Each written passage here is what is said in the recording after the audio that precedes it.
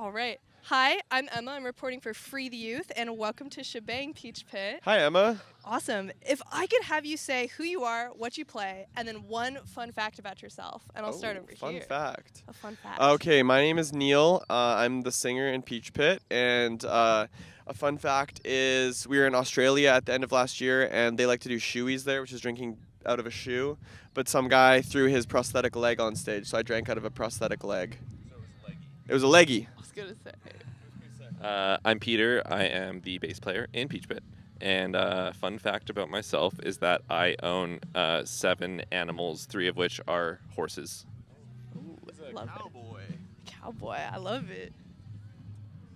Hey, I'm Mike. I play drums in Peach Pit, and I like mountain biking. Nice. Awesome.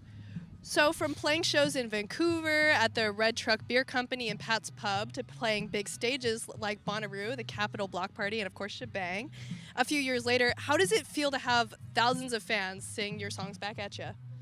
It's very cool. It's very surreal, I would say. Yeah, it's no, you hold it. It's wild, especially when you go like somewhere halfway across the world and fans in like Indonesia are like singing the lyrics. It's really wild. It's crazy. Awesome. Do you have anything to add? Not really. It's just fun.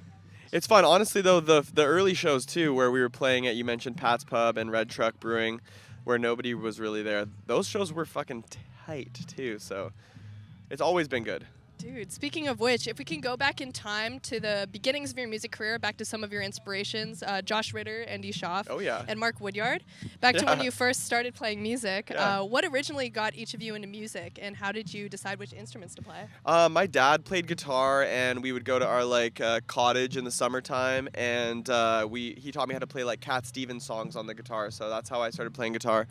Peter, how did you start on? Peter started on bass the way every bass player starts playing bass mostly. Yeah, so how it goes is you're a guitar player and then you go to join a band and they already have all the guitar players. So then you start playing bass. So it's like the less good guitarist becomes the Well, bassist. it's actually not though. He's really good at guitar. I'm the worst guitarist, but I play the chords, so I get to play guitar. The What's face. up, Chris? Hello. Hi. Chris. Welcome back. We're just talking about how you got into music and like what made you decide your instrument. And I'll go over to Mike here so you have some time. Yeah, I think my dad got me into music just like driving in the car, listening to classic rock tunes, and just kind of got inspired from that. Yeah, I think my older sister definitely had a big impact on me. She showed me kind of the first music I got into by myself. I had a little MP3 player that could fit 30 songs, and I had Sierra 1-2 Step and Boulevard of Broken Dreams. Oh yeah, that was a good and, one for the MP3. Yeah. When you were in that was a grade classic. 6 and you had your crush and you had to think about her, you put that one on. Yeah, in bed? totally, and cry a little bit. Yeah. Good times. So do you guys remember the first concert you ever went to, like a house show? What made it special? First concert I ever went to. My first concert was Nickelback. It was special because, well, I learned how to properly go to a concert, which is what you got to do is you have to do all your homework before you go. You got to listen to the new album over and over and over and over again so that you know all the words to the songs. So I did that. It was sick. Did you take a photograph? I looked at a photograph. What about you, Mike? What's your favorite concert or first concert? First concert was like Billy Talent, I think. Just Oh, this nice. Canadian band. Nothing really notable to share though. It was just kind of an average show. How old were you? I think I was like 13. 13? Yeah. Were you hyped up? It's pretty hyped. Yeah? With my friend Cole. Did you go by yourselves? Yeah, we went by ourselves. You went by yourselves? Yeah. Whoa, that's sick. Yeah, it was sweet. You know escort, hey? No. Go on. First concert? Yeah, I think I saw Oasis on their last tour, but I remember thinking, wow, these guys really don't seem to like each other on stage, and then finding out later that they didn't. Do you remember yours? Kings of Leon with Chris. Actually, nice. yeah, it was great. Oh, That's it was tight. like somebody. Awesome. After some subsequent bands like The Spheres and Dogwood and Dahlia, when you first became Peach Pit, it's an obvious secret front and marketing scheme for your tie-dye project, Mad Dot. What was your first show altogether like? Anything memorable happen? That was. I just want to say that was like a Nardwuar moment. Yeah. You really went like deep into it. Deep that was into awesome. the past. But I was so distracted that what was that? What was our first show? Our first show? As a band. Oh yeah. What was it like? I remember What was it, was. Mike? Maybe. Might have been Falconetti's. Oh yeah, or Red Truck maybe. We were just playing at restaurants or breweries around Vancouver, but it was just cool to have your friends come out and watch you play. You know, there wasn't any goal past that, and just getting excited about. But we would get hyped up. Like I would before the show, I would be like so nervous that I might vomit, and then after the show, I'd be so happy that I'd be like brought to tears. Like, it's so fun to be playing music with you guys. And I remember if it was Falconetti's, that was like a hot dog place, and I was just hyped that we got like 2 beers and a free hot dog. It was like, what? We get free dinner? Yeah. Whoa. Great feeling. Oh yes. Thank you. All right. So you've described your music in the past as chewed bubblegum pop, but how would you describe the average Peach Pit enjoyer in 3 words? Oh. Average Peach Pit enjoyer. What do they look like? What do they look like? They look like my 18-year-old sister, probably. You know? I don't know. They come in all different. Our fans they don't fit into one certain mold, I would say. We have people of all ages that listen to our music. There's like the bros that are like Chris guys who just like love Chris and his guitar solos. Like He's so blonde. Yeah, I was just going to say, though, that one thing that I'm always really proud of with our fans is that a lot of the time the venue staff that are working our shows will be like, everyone here was really cool tonight. Like, we didn't have any issues. Everybody was respectful and laid back, and we just really enjoyed this crowd. So it's kind of cool when you can kind of cultivate a little microculture in a venue, and they always seem to be niceness. Yeah. All our fans seem like people I want to hang out with. So it's always a good feeling and nice to see. Wonderful. So how would you describe the music scene in Vancouver? Like, which bands or musicians did you like when you were first getting started? Yeah, Vancouver has a really cool music scene. I remember when we first started, there was like a really good DIY scene happening, all sorts of different kind of like, warehouse venues, lots of house shows, people's houses that were actually venues, like pretty much all the time. There'd be a show every weekend. And yeah, just playing those, that's all we wanted to do when we first started out, just kind of getting in with those bands, there's a band called Winona Forever that we were really big fans of. We used to go to their shows all the time when we first started out.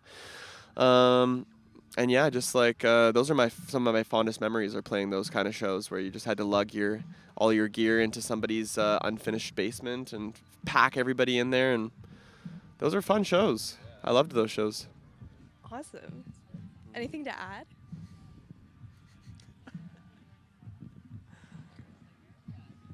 What were you going to add, Peter?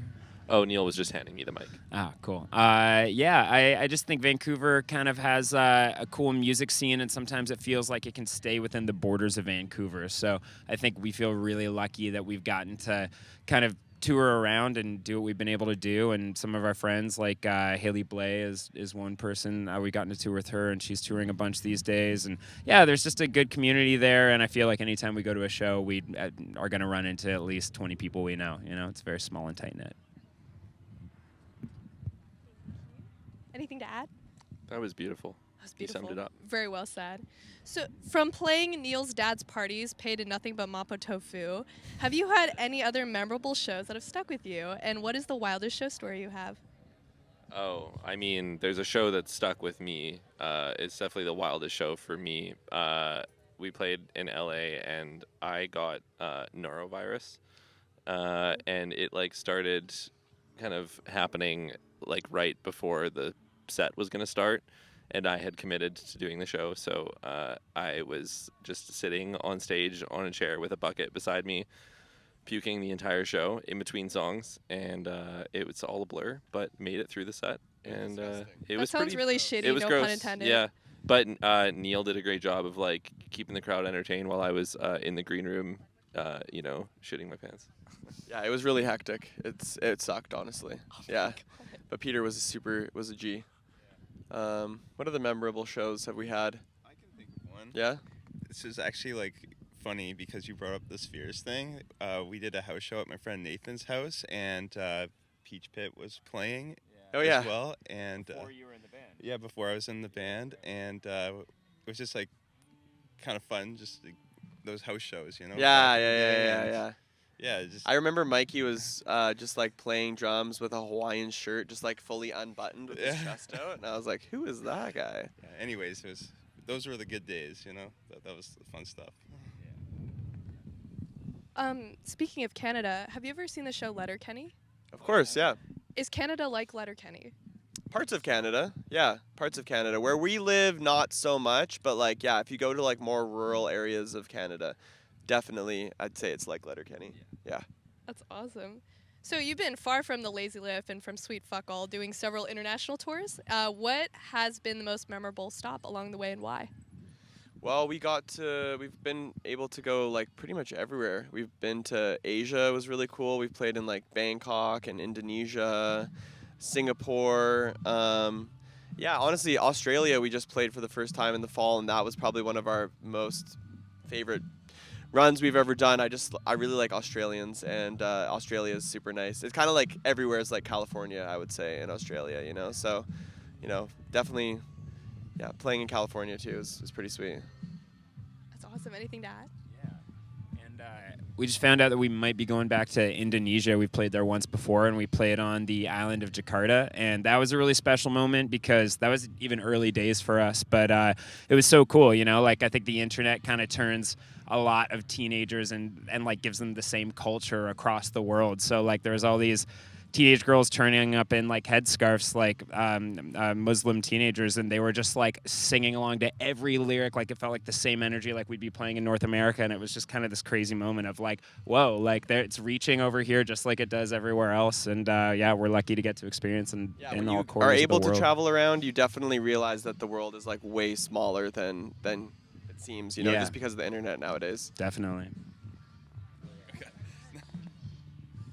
So, what keeps you grounded, and how do you manage a balance between personal life and tour life?